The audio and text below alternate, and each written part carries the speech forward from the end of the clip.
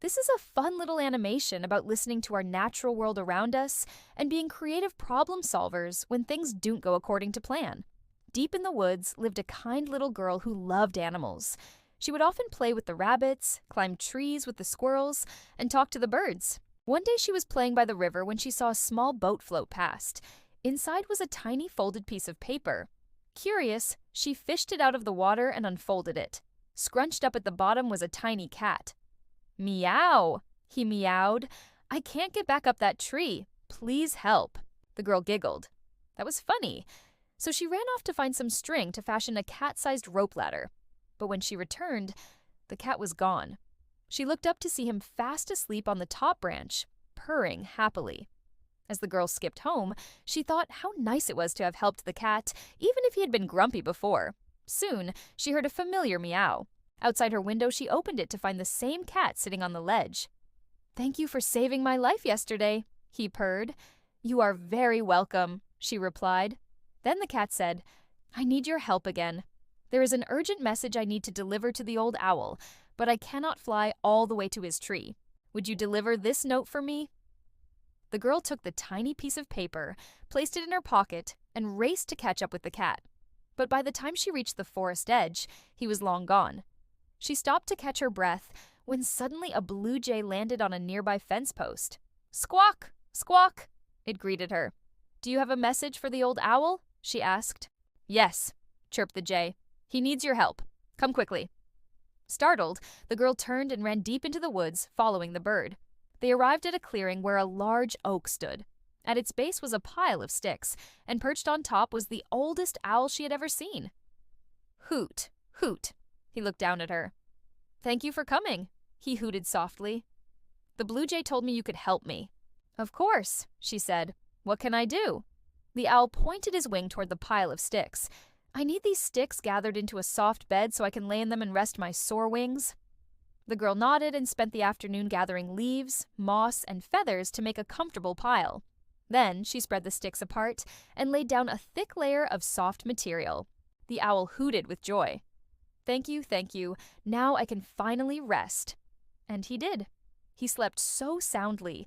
The girl sat quietly for a while, enjoying the peace until a loud crash startled her. She turned to see a young sapling had fallen over. "Oh dear," she whispered. "I didn't mean to hurt you."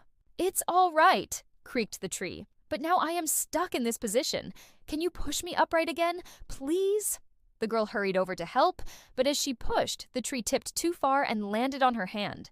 She cried out in pain, and the tree felt terrible. "Oh, I'm so sorry. I didn't mean to hurt you," it said. "Don't worry," she replied, even though it hurt. "Let's see what we can do." She ran home and grabbed some maple syrup from the pantry. Then she carefully spread it on the pages of a newspaper. She cut out a large triangle, folded it into a sturdy paper airplane, then taped the edges with more maple syrup to make sure it wouldn't rip. Gently, she placed the plane at the foot of the tree and said, "If you want to be free, you have to listen to me. Fly, little plane, fly up high and ask the wind for help." The wind swooped down and tried to snatch the plane, but the maple syrup stuck to its feathery fingers, and it struggled to pull the plane away. By the time it had ripped a hole in the paper, it was too late. The plane had soared through the air and landed safely in a crook of the tree's branches. Then the wind blew a little harder, trying to tear the paper free, but it couldn't.